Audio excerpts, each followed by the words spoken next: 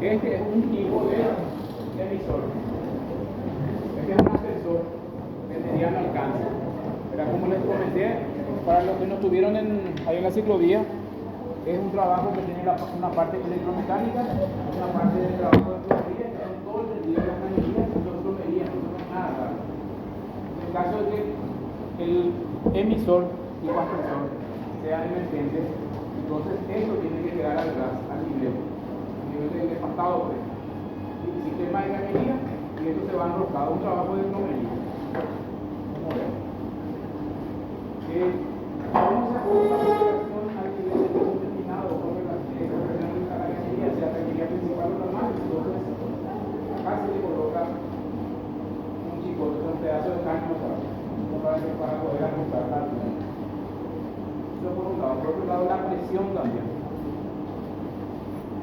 Esto requiere un sistema de presurización. Bueno, ¿qué presión tiene que tener la cañería? Eso depende del tipo del emisor. De modo de que la presión del agua pueda ser emergente. Esto es lo que emerge. Y en la parte final, acá del vástago, tiene este mecanismo que uno regula manualmente la apertura. Se van a fijar, voy a pasar la apertura de cuánto es lo que va a llegar, el ángulo de riego. Acá en la cabecita se le va ajustando esto. Y acá tiene una ranura. Cuando se abre totalmente, van a ver ustedes así como está separado, entonces riega a 360 grados. Y la mitad sería 180 y un cuarto 90 y 45 así sucesivamente.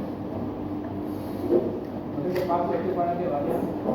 Mira que pase cada uno. Ese es un tipo. Hay varios tipos de emisores. Hacemos un repaso, un resumen. La emisora es la parte final de todo el sistema de regadío. Difusores o también microdifusores, que son para vegetaciones, plantas más delicadas. Después tenemos los aspersores, que también son microaspersores. Los aspersores siempre son, tres categorías vamos a hacer, de corto alcance, mediano alcance y largo alcance. Hay una tabla en los materiales que tenemos que le dice 4 metros a 4 metros o menos el radio de alcance. Aspersores, entonces los rotores dentro de lo que es aspersores son los de mayor alcance, que son, tienen el vástago, tienen de acero inoxidable, son mucho más grandes y se utiliza en las canchas de fútbol, por ejemplo. Después tenemos los emisores por goteros, que es un riego puntual, que directamente en la raíz. Habrán visto ustedes que en edificios, por ejemplo, edificios corporativos o también en centros de compras comerciales, se utilizan mucho los jardines verticales. Entonces pregunta, ¿qué tipo de emisor es el más indicado para regar ese sistema de esas plantas, esa vegetación? ¿Cuál utilizarían ustedes? Este gotero. Acabamos de usar el difusor de expresor porque lo van a usar con fluidos. Ahí se requiere un fluido puntual, sistema de gotero. Y también, en ese caso, jardín vertical, estamos hablando, requiere un sistema, una instalación adicional, sistema de desagüe, que es lo que va a recoger todo el agua de riego. ¿Está? Entonces, ¿por qué?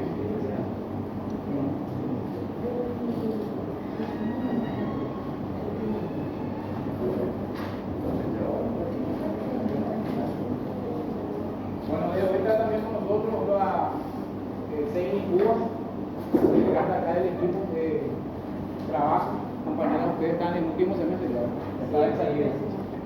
Y bueno, acá compartir con ustedes. Sí, en Cuba estoy acá para ayudarles, ¿verdad? Para sumar conocimiento. También decirles, ¿verdad? Que cada pregunta cuenta, o sea, ninguna pregunta es exclusiva para la materia, todo suma, ¿verdad? Y que no tengan vergüenza en preguntar cosas que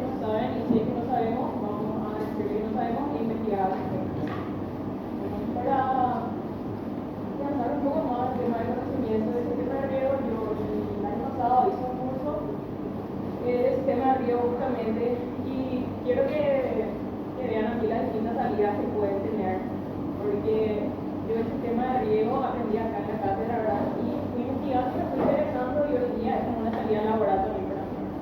Así que cada materia, o sea, cada contenido que estamos dando acá en la cátedra, posiblemente puede ser el día a día a ustedes, ¿verdad? Si es que les gusta el enfoque.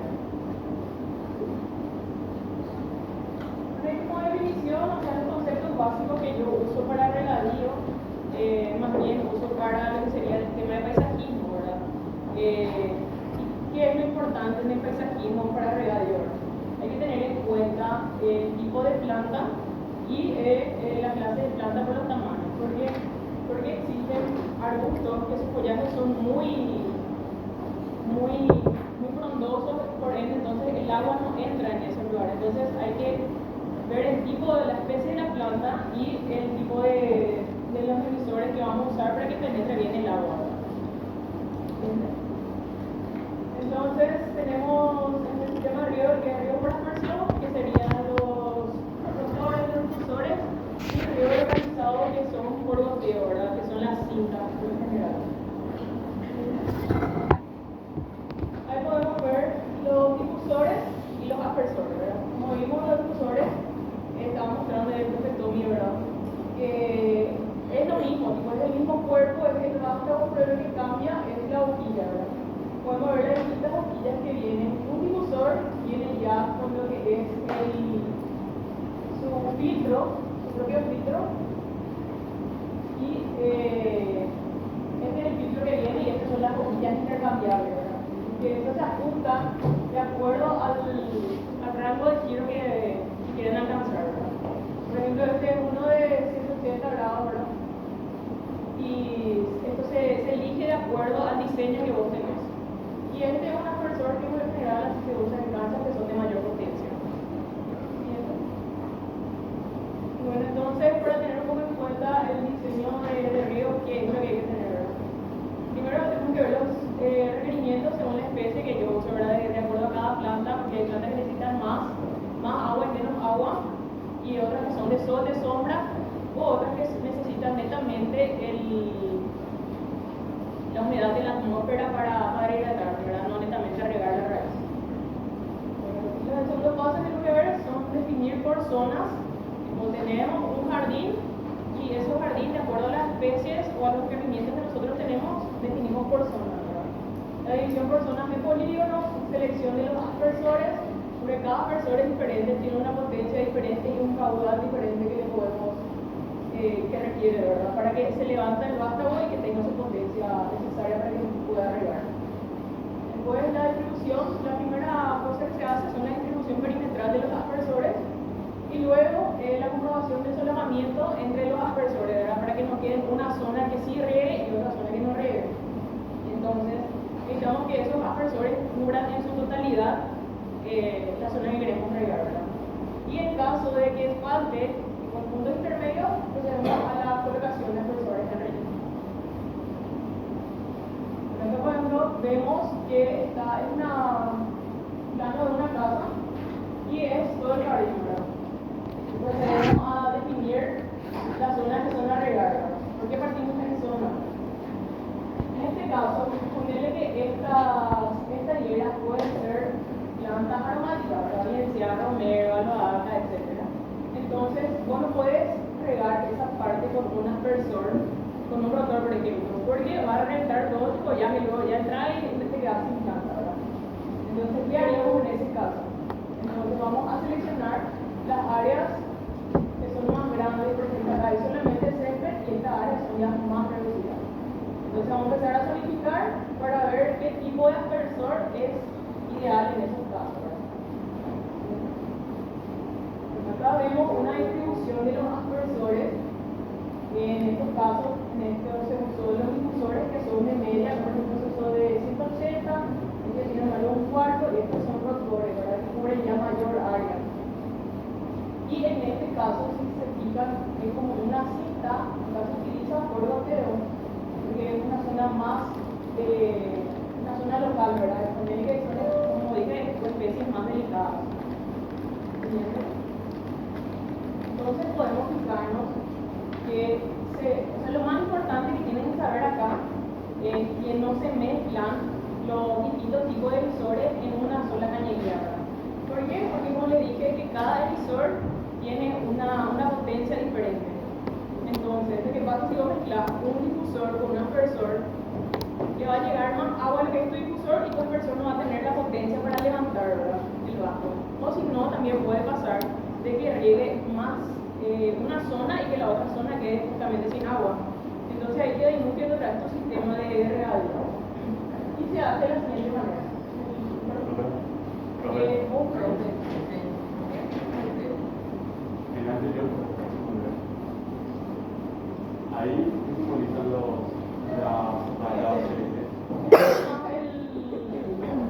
El radio que tiene las versiones, la zona que va a regar. Y si se fijan, toda esta zona está bien solapada, no es que hay una zona que queda vacía. En el hipotético caso de que esta zona quede vacía, se va a tener que poner una aspersora ahí que riegue de esta manera para que cubra en totalidad del área. Podemos fijarnos que este aspersor cubre, este aspersor cubre este rango, este aspersor cubre este rango, este aspersor cubre este y este aspersor cubre este rango. O sea, está totalmente cubierto en mi área, ¿verdad? No hay las condiciones que señaló, que el solapamiento tiene que estar solapado. Que los aspersores tienen que estar instalados. Y en caso de que, como les dije, que no llegue a solaparse correctamente, se procede a los emisores de relleno.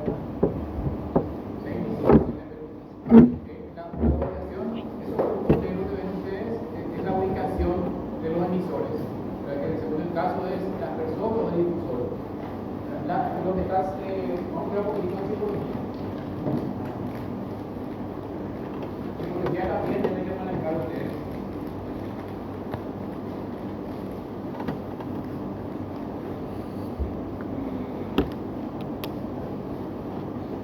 Psicología de electroválvula es como una corta de nivel.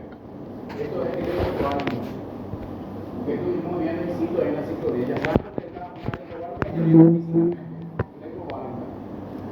Después están los emisores. Los emisores, la simbología es siempre un círculo. Cuando está pintado así, quiere decir que está trabajando a 90 grados.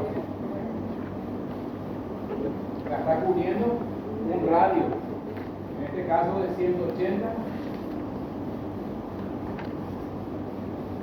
En este caso de 270. Cuando está totalmente pintado es 360, quiere decir que está girando completo, 360 grados.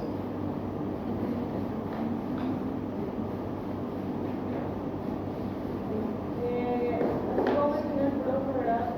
Ya dijimos que tenemos que dividir por zonas para ver qué tipo de emisor vamos a usar, ¿verdad? En este caso, como te digo, usamos difusores de 180 y un Warner.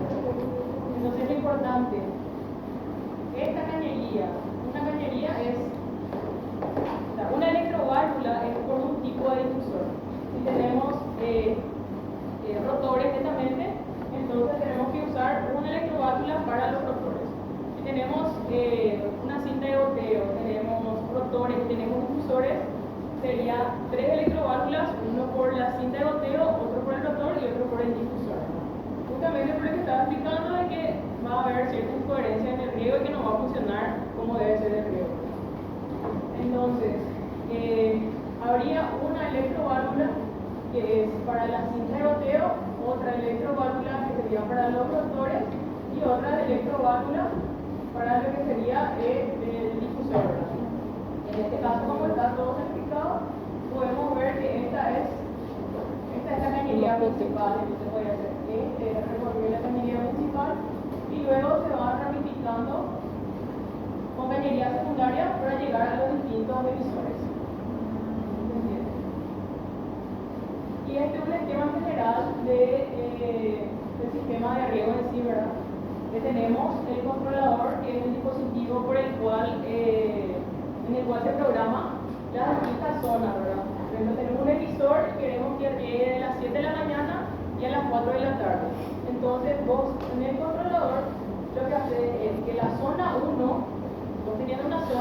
querés, le decía al controlador, programás en el cual que sea a las 7 y a las 4 de la tarde.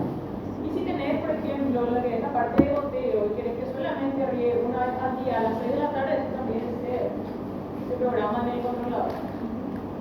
¿Sí?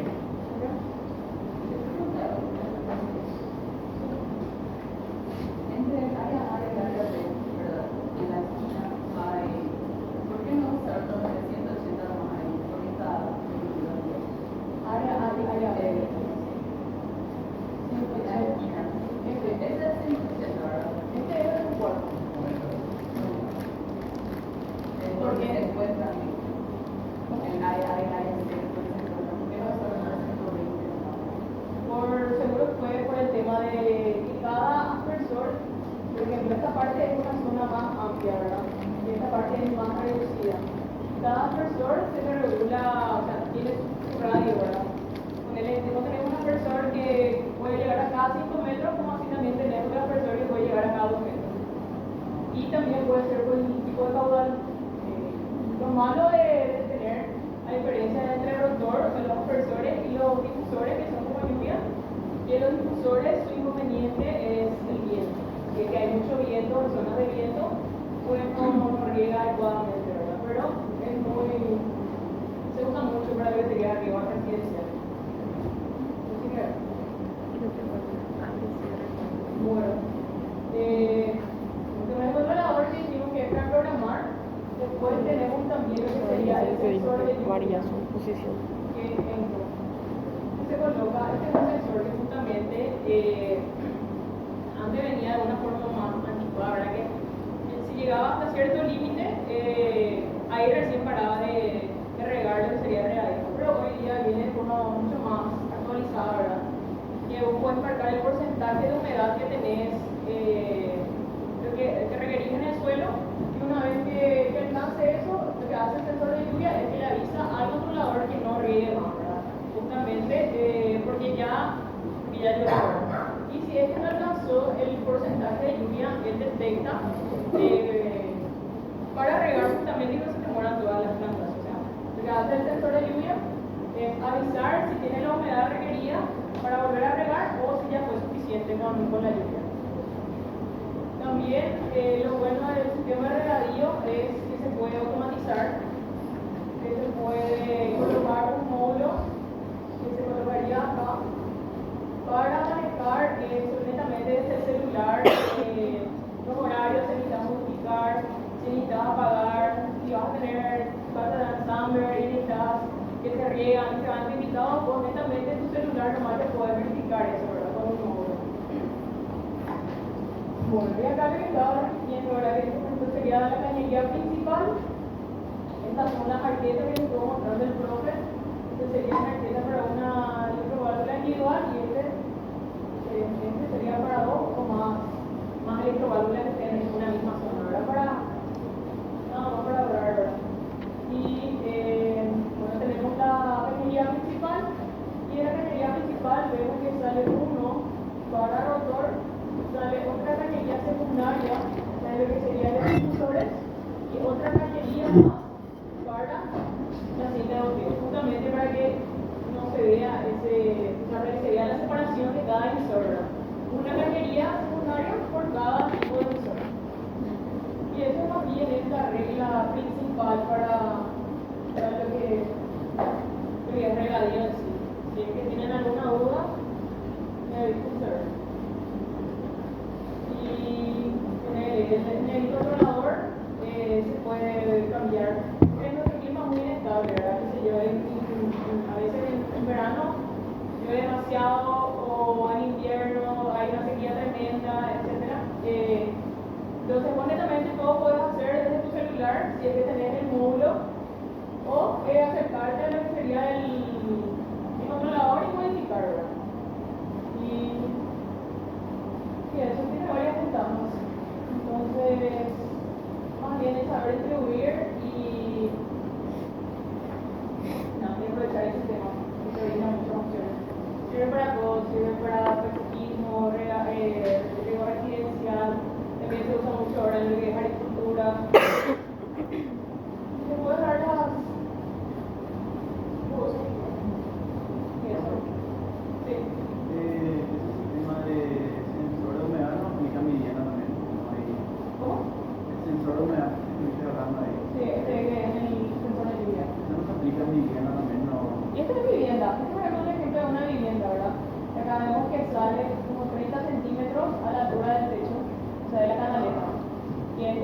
está acá, tenía la altura de la canaleta y este es el que está conectado con medio cable también al que es controlador.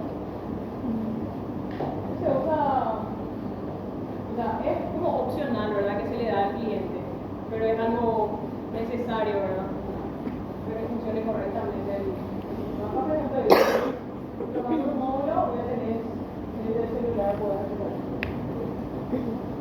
En una vivienda, por ejemplo, es usual tener una electroválvula por cada sistema de riego, ¿verdad? Pero si es una extensión mayor, los ramales secundarios tienen su propia electroválvula cada uno. Por ejemplo, en un estadio, ya de cada uno, ¿verdad? No es que una solamente por... Sí. Por ejemplo, creo que sí, ¿cuál es? Por ejemplo, tenemos un estadio, ¿verdad? Vamos a ver. Creo que hay un ejemplo de una cancha, ¿verdad?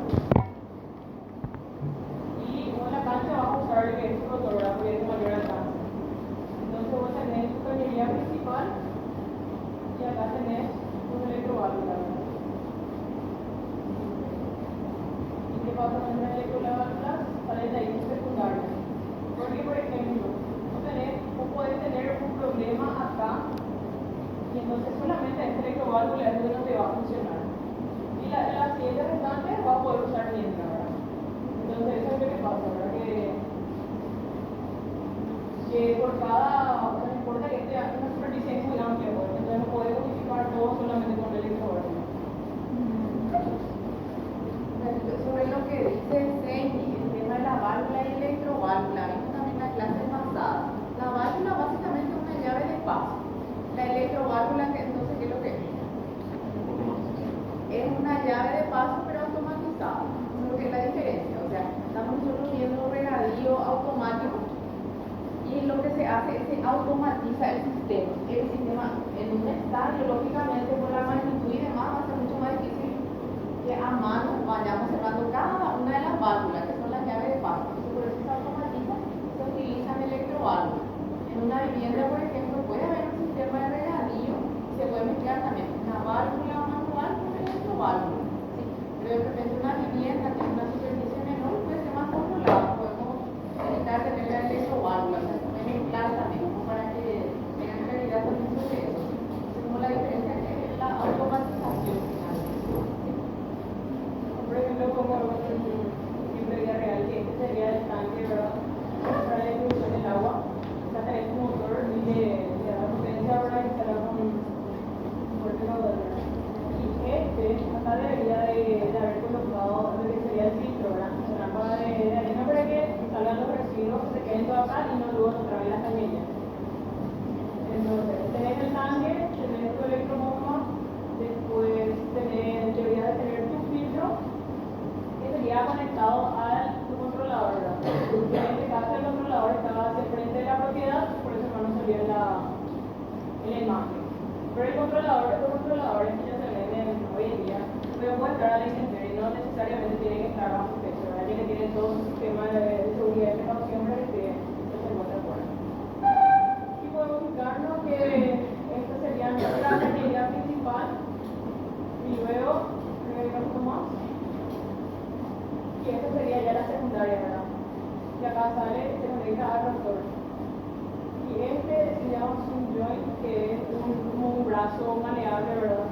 Entonces, para que no sea tan rígido que vos netamente tengas que cruzar acá, si es que querés mover tu emisor, este bracito es lo que te permite, ¿verdad? O sea, no es netamente que tu cañería acá ya puede terminar, sino que por medio de este bracito que se llama el swing joint, te permite mover hacia qué rango, esta apertura de la cañería que es probar tu compresor o tu difusor. Y este video, y este es el resultado, ¿verdad? Que acá vemos cómo se levanta el vástago, o sea, esto queda a nivel del vaso, ¿cómo sería eso? Y el vástago es el que se levanta, ¿verdad?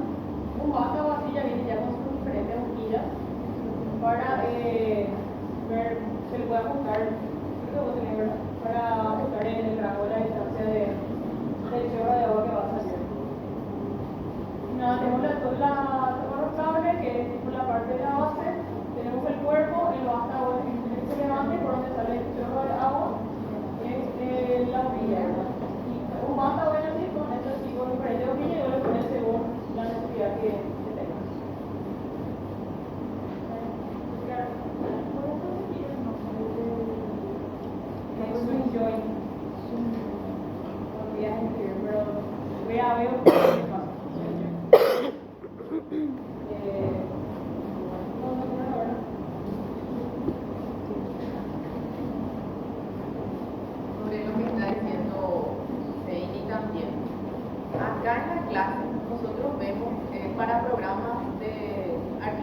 estructura, el tipo de regadío, que vimos dos clases, uno que es por goteo y el otro a través de emisores. Hay muchas otras formas de regadío también, que ella ya les comentó, que por ejemplo para la agricultura hay regadío que es por surco también, regadío específico, por ejemplo para campos de arroz. O sea, hay muchas otras formas también de regadío, pero nosotros en la clase abordamos estos dos sobre todo.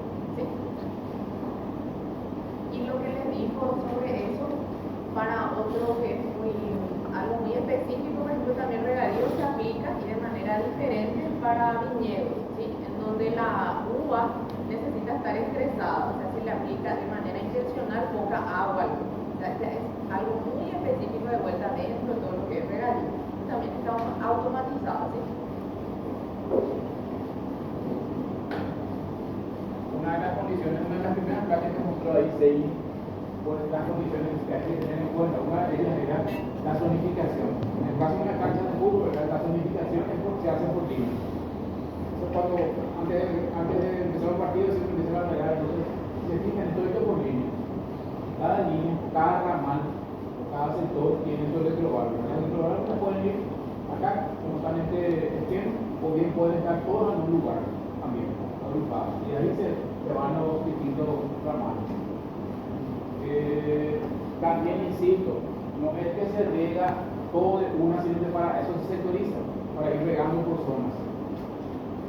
Futuros artes, ustedes lo que tienen que tener en cuenta entonces en su proyecto es la reserva de agua, la ubicación de ese tanque de la reserva, la ubicación de la motobomba, la bomba genera ruidos, genera vibraciones, entonces tienen que tener en cuenta su proyecto dónde van a colocar eso. O sea, no por ejemplo al lado de un local que es para descanso. No, y nada más para agregar que son marcas principales del mercado, ¿verdad? Que es Ranger, que es una marca brasilera, que acá en Paraguay, por ejemplo, se usa bastante porque ellos tienen rápida atención al cliente, ¿verdad? Responden rápido si es que vos tenés alguna duda, consulta o problema con el que sería su sistema de regadío, ¿verdad? Tiene una buena cobertura. Y la otra marca muy conocida también es Hunter, ¿verdad? De hecho que las imágenes referenciales que estaba utilizando en los gráficos son de Hunter, ¿verdad? Hunter es una empresa norteamericana, ¿verdad? Que tiene también cursos de regadío, ¿verdad? Así que si quieren investigar más al respecto, son gratuitos y pueden aplicar, ¿verdad? Ese aspecto que tomó, sí, muy interesante. O sea, vos viste como una salida laboral, también una especialización para... Sí. Así que algunas cosas que les interesa acá, ¿verdad? Tipo de lo que estamos dando en clases, si les interesa, tipo profundicen y mañana voy a próximo tema de día. Eso es todo. Como con esto entonces terminamos la parte de lo que es regadío. Los materiales están todos habilitados en la plataforma. ¿Qué tienen que estudiar? Lo que tienen que estudiar específicamente está en el programa, que está también en la plataforma. Y cualquier duda que tengan, está el grupo de WhatsApp, ahí nos avisan. Bueno, entonces con esto terminamos lo que es la parte del sistema de regadío automático y vamos a entrar ahora en lo que es incendio. Hacemos un corte acá. Damos vuelta a...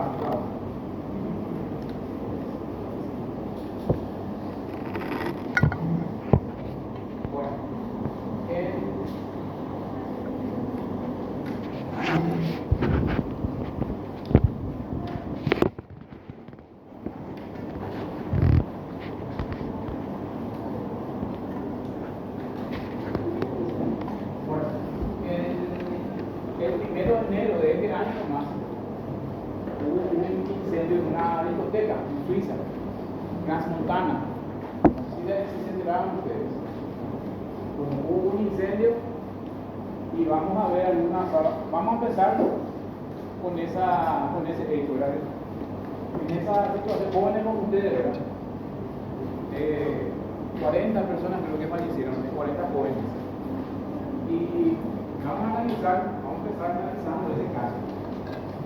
En esta ocasión habían fallecido 40 personas, pero acá en el supermercado Coabolaño fallecieron más de 300 o cerca de 400 personas. O sea, fue algo que nos marcó a todos.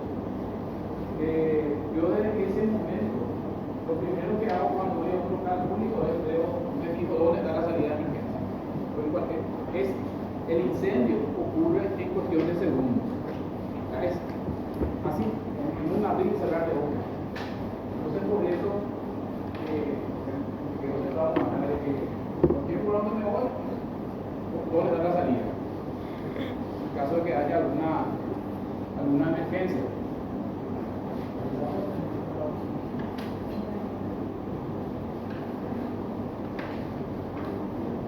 Ahora lo que vamos a analizar, como les digo, esa discoteca. Vamos a ver un video para que se fijen la rapidez con que sucedió todo. También como nuestros jóvenes aparentemente no tenían conciencia de lo que estaba sucediendo.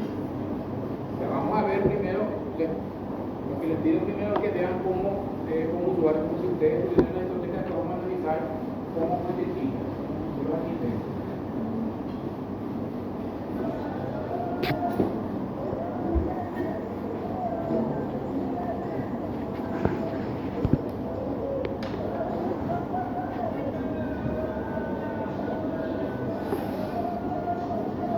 Ese es el revestimiento acústico en el techo.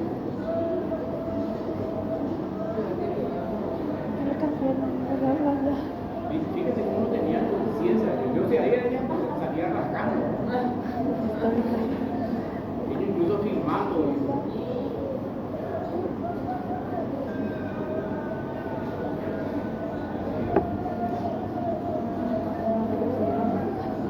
Entonces, con relación a este suceso, voy a pasarles un material al grupo para que lean. Un artículo periodístico.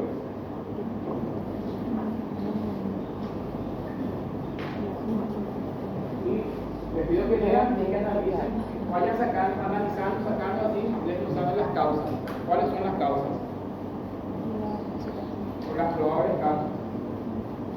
Y el incendio, es lo que sucedió en la tragedia.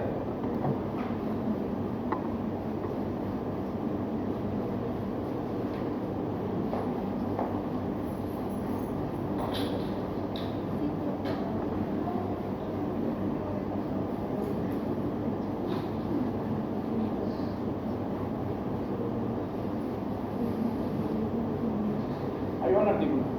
Les pido que lean, por favor.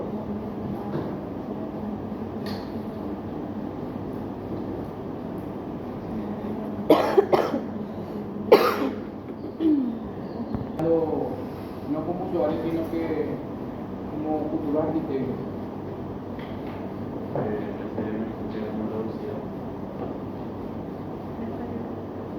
Hay una única salida de lo más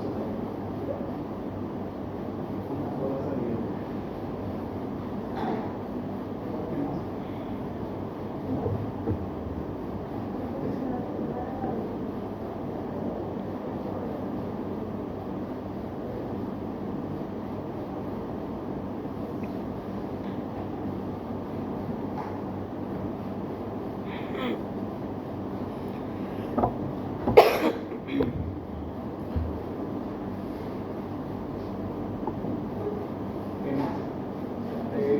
Una sola salida, estrecha también en rico. Sistema de prevención.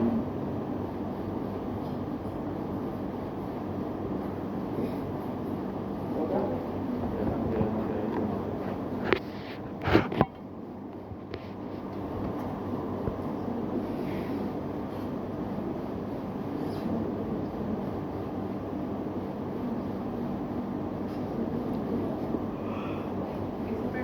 ¿Quieren agregar algo más?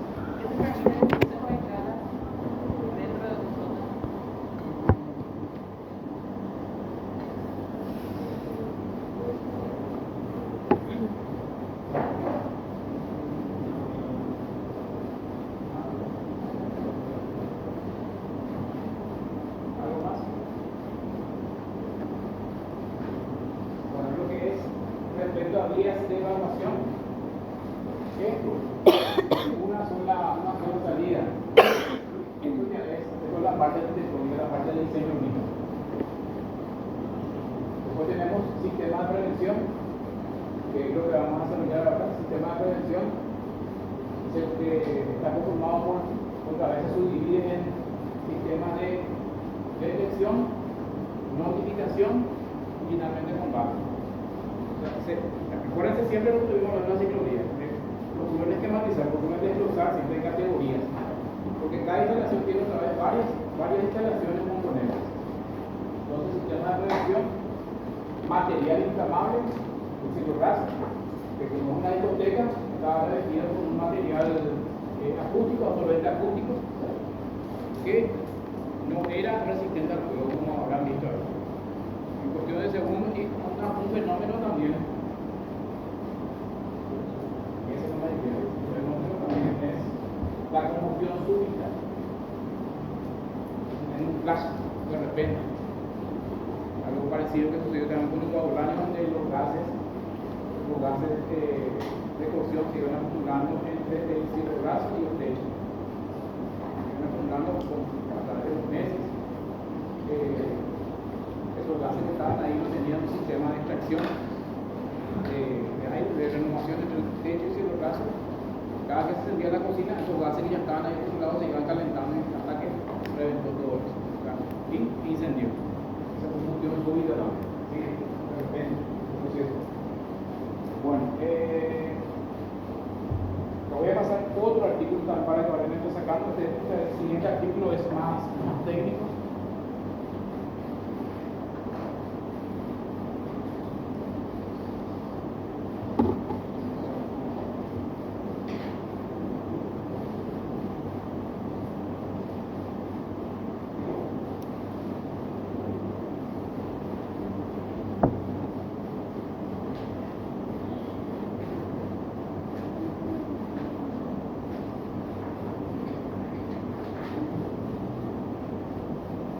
Ahí le pasé. No había hecho.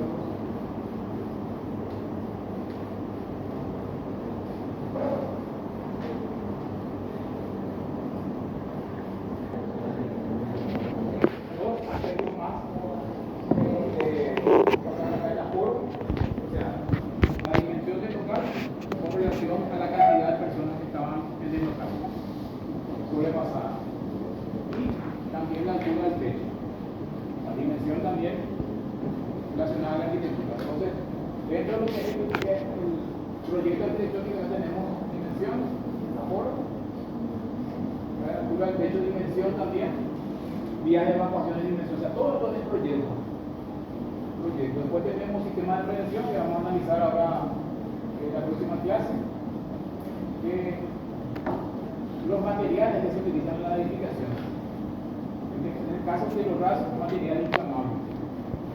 Y bengalas en el sótano, que eso ya es por el lugar.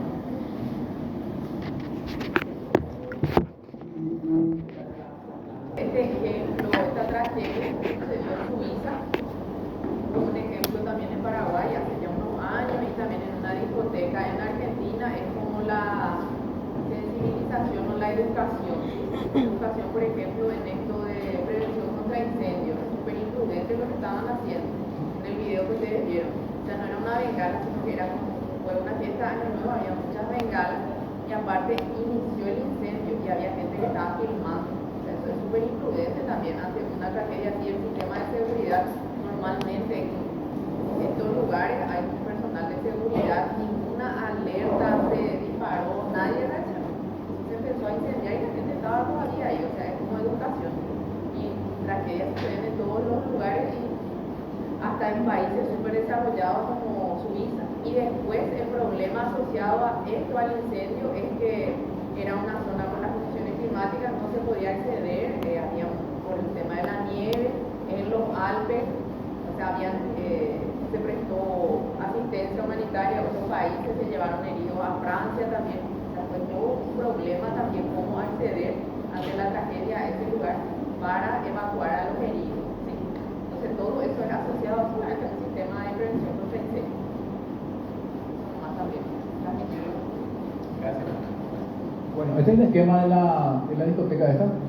Acá tienen el acceso. El acceso estrecho, luego también un solo acceso. y el incendio se originó acá. O sea, algo el local, yo no entiendo cómo en un país desarrollado suceden estas cosas, ¿verdad? Y por eso digo, ellos no son mejores que nosotros. Bueno, y en nuestra reglamentación, en dos reglamentaciones nuestras, también nosotros vamos a hacer mucha referencia, como una asignatura técnica, en basarnos en ordenanzas, en reglamentaciones acá locales, en nuestro país. En ese sentido, en lo que es incendio, nosotros utilizamos la ordenanza 468 de la Municipalidad de Asunción, y dicho sea de paso, trajeron impreso el anexo 1. ¿Trajeron o no? Es material de trabajo, o sea, acuérdense que estuvimos leyendo también con los profes lo que esperaban de nosotros, ¿verdad? Y esperaban que sea una clase interactiva, y les aseguro que todas nuestras clases es con participación, es trabajar acá en clase y que participen ustedes. O sea, no es que van a estar nomás ahí mirando, o sea, tampoco nosotros, ahora nos gusta estar mostrándoles videos y PowerPoint, y hablándoles. Entonces, bueno, si no trajeron, entonces para la próxima clase, traigan, sí o sí, porque vamos a trabajar y después nosotros evaluamos. Hacer un elemento de evaluación que ustedes sepan interpretar también esa tabla. Bien, otra vez. Entonces, asignatura técnica, reglamentación legal, ordenanza principal de la Municipalidad de Asunción, reglamento de construcción de la ciudad de Asunción, porque esas son las bases. El diseño no es libre, el proyecto no es libre, está sujeta a esas reglamentaciones. Como ven acá, tema de vías de evacuación, dimensiones de la salida, escalera presurizada, distancia máxima desde un punto a otro punto. Todo eso está reglamentado, que ustedes en el momento mismo del proyecto tienen que tener en cuenta.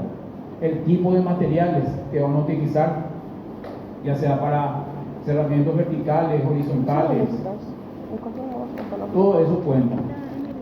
Bueno, volviendo otra vez acá a este esquema, tiene una sola salida. En nuestra reglamentación, la ordenanza, el reglamento de construcción de Asunción pide por lo menos 2 salidas, 2 por lo menos. Acá primer error acá, ya desde el punto de vista de diseño. Otro requisito también en el reglamento de construcción es de que la distancia máxima desde un punto hasta una vía de evacuación, hasta una puerta, tiene que ser 25 metros. Ustedes midieron ya qué distancia es el lugar más alejado desde acá, que sería hasta aquella puerta, una sola puerta de mapa. El semestre pasado medimos, es más de 25 metros. O sea, este mismo local luego ya requiere otra puerta, otra salida, o sea, mínimo 2. Entonces, eso entra dentro de lo que es el diseño arquitectónico. Y bueno, ¿y cuáles son los recursos que tenemos nosotros desde el momento mismo del diseño? Es lo que se denomina, sin entrar todavía acá en los sistemas electrónicos de detección, de notificación, iluminación, como arquitectos, desde el momento tenemos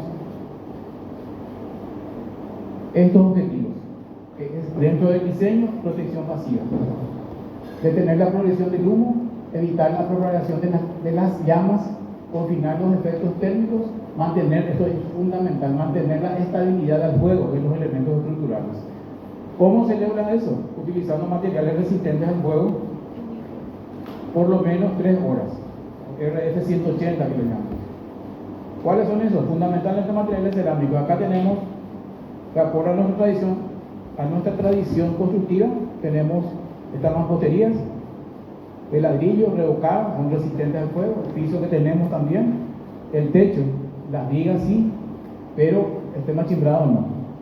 O sea, cuando van a proyectar entonces la selección de los materiales, o como vimos en ese caso de Transmontana, el aislamiento acústico no era resistente al fuego.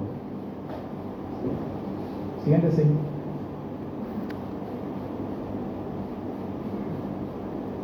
Evitar la propagación del fuego, dándole estabilidad, integridad a la estructura y aislar. Una medida de protección pasiva es compartimentar, o sea, hacer compartimentos estancos dentro del mismo edificio. ¿Cómo se hace resistente al fuego? Utilizando materiales resistentes al fuego. La compartimentación puede ser, como en este gráfico, puede ser horizontal, entre dos locales. Acá puede ser un sistema, puede ser el uso, puede ser de oficinas, el otro lado puede tener, no sé, material inflamable, pintura, entonces se compartimenta eso, entonces se aísla el fuego. Y en el caso de que haya una puerta, por una puerta resistente al fuego también. Entonces compartimentación horizontal, compartimentación vertical, que lo que evita es que el fuego o el humo ascienda a los niveles superiores, que quede confinado en ese nivel. Un material que ustedes conocemos todos, es el hormigón armado, que es resistente al fuego. Otra medida de protección pasiva es la separación entre sectores del edificio.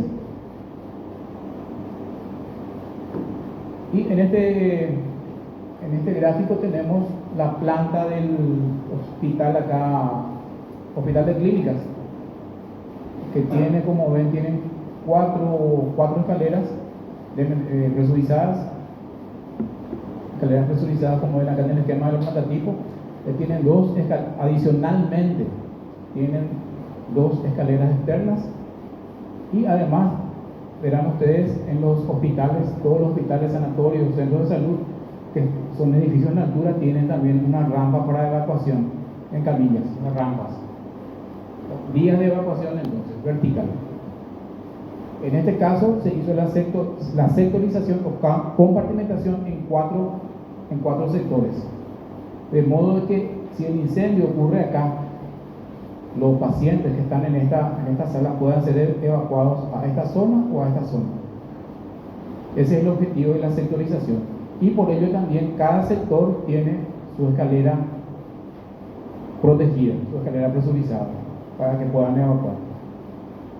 Entonces las vías de evacuación pueden ser vertical, como estuvimos viendo con las escaleras protegidas. Protegida, cuando decimos, es resistente al fuego. Las paredes, la escalera en sí, el techo, las puertas. Y las vías de evacuación, esto es por reglamentación del reglamento de construcción, que una de las fachadas tiene que tener acceso para la maniobrabilidad de los bomberos. Pero las escaleras de los carros hidrantes son limitadas también.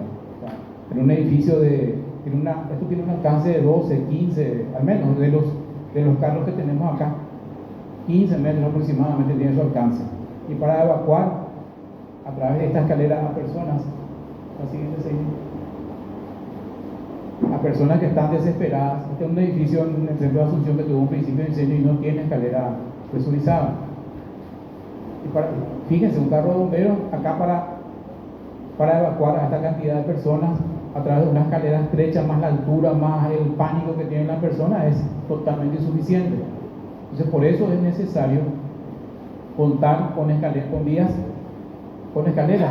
protegidas, vías de evacuación vertical. Eso, ¿desde cuándo se tiene en cuenta? Y desde el proyecto mismo. ¿Siguen? Entonces el proyecto tiene que tener nuestro proyecto para la evacuación, para la maniobra del carro de bomberos, para los ductos de cañería, las salas de máquinas para instalación de bombas. Esas son las medidas de protección pasiva que se tienen que considerar desde el diseño mismo, desde el proyecto arquitectónico.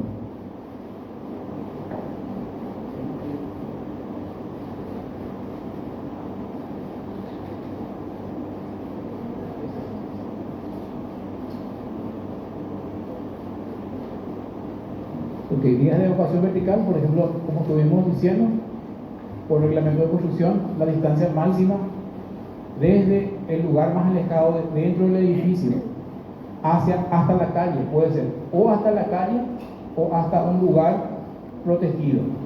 Ese lugar protegido puede ser interno, dentro mismo del edificio, o puede ser externo. Acá tenemos mucho patio, un lugar protegido puede ser, acá no vamos a salir corriendo hasta la calle, ¿verdad? O sea, no se cumple esos 25 metros, pero sí tenemos acá Ágora, por ejemplo, que es un lugar seguro, un lugar protegido. Que habrán visto ustedes también en las instalaciones industriales, esos cartelitos, puntos de encuentro que dicen. ¿Sí? Bueno, esos puntos de encuentro es en el caso de que suceda algún imprevisto, algún principio de incendio o algo, entonces de modo que la gente pueda acudir a ese lugar, que es un lugar seguro, un lugar protegido.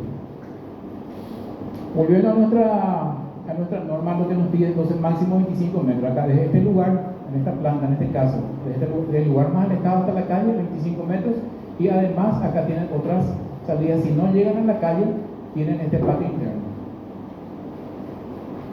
La escalera protegida, que a su vez se divide en la escalera protegida propiamente dicha, o sea, resistente al fuego, y la escalera presurizada, la que tiene que conducir la misma cosa, a planta baja, en el caso de un edificio de altura, o a la vía pública. Esas entonces son las medidas de protección pasiva que tenemos que tener en cuenta desde el momento mismo del proyecto.